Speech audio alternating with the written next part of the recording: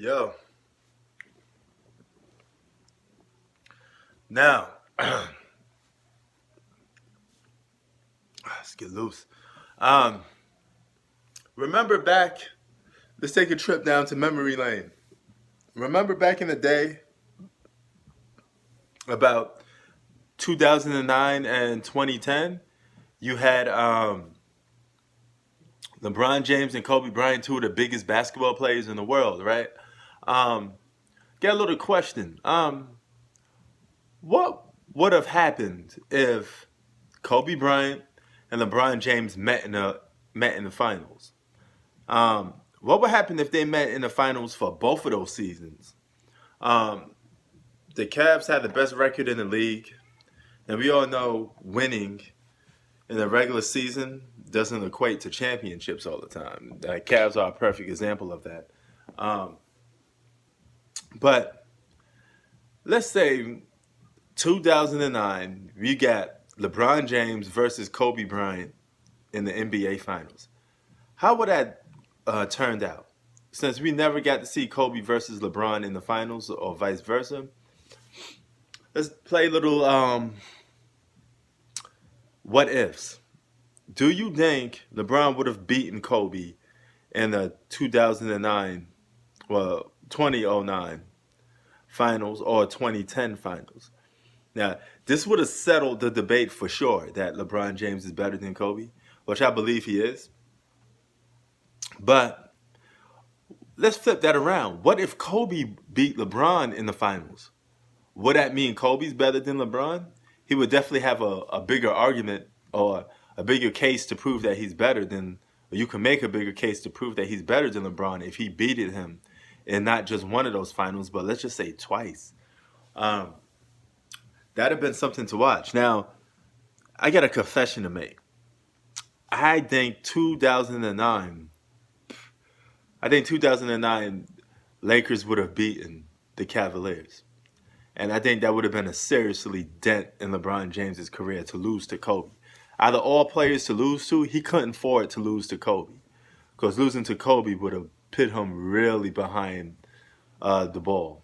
You know, there would have been no question about no matter what he would have done after that, he would have never been considered better than Kobe because he's never beaten Kobe.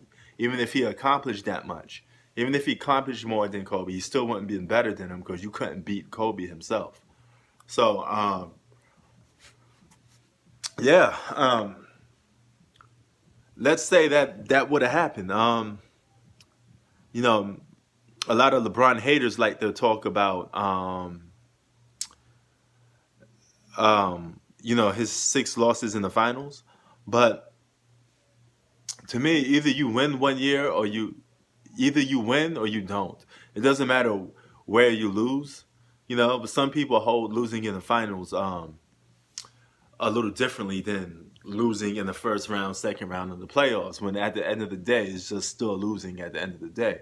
You know, it's funny because LeBron James is the only player I see people talk about when it comes to finals records, um, which to me makes no sense because you got guys like Jerry West that got lost more finals than LeBron, but yet nobody brings that up.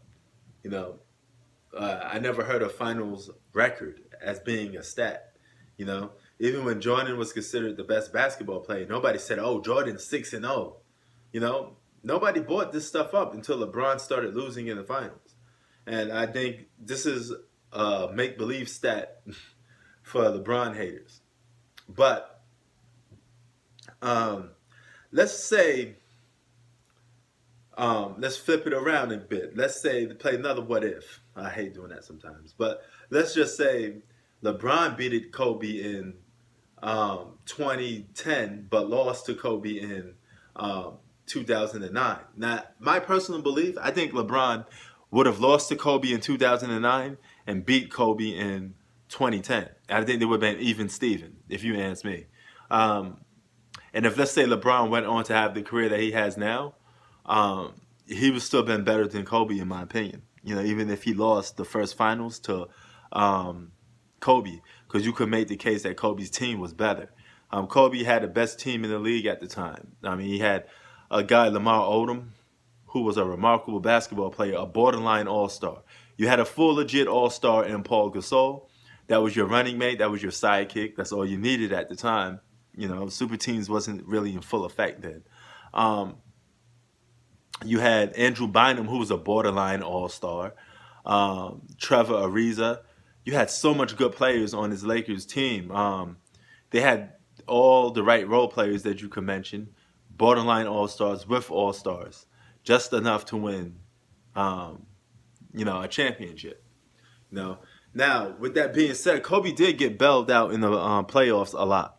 You know, so and I think something that doesn't get talked about, he got bailed out in the playoffs by his teammates a lot, but we don't seem to put the blame on Kobe for that, or we just seem to overlook that. But if that was LeBron, we'd be doing a complete different story, because I constantly see this narrative made up of, um, you know, this guy or that guy hitting a big shot that played on LeBron team, because some of these fanboys, they're obsessed with the alpha mentality of if you're the main guy on the team, you have to get it done yourself. You have to do everything yourself.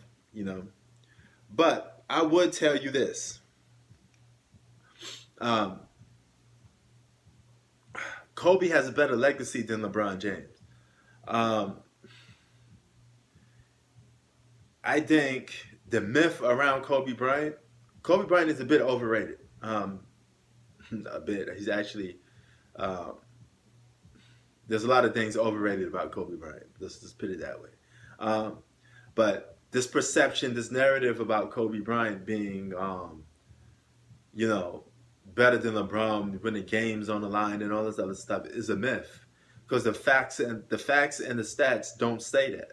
You know, so all these people that say Kobe's better than LeBron, you just going by the eye test. There's no legit stat or facts to back up that Kobe's better than LeBron. All you have to go by is, I seen it with my own two eyes. Kobe's better. Things of that nature. That's it. You know. So if Kobe beat it LeBron twice, I think his legacy would have been shot. But I do think LeBron's talented enough, because he overachieved with that 2009 team. He's probably was talented enough to get them over the hump. But something tells me there's no way on God's green earth that Kobe was going to lose 2009 finals. I mean, he was possessed. He needed that one ring without Shaq, and he was going to get it regardless of what. And that's regardless of LeBron James too. So, yeah.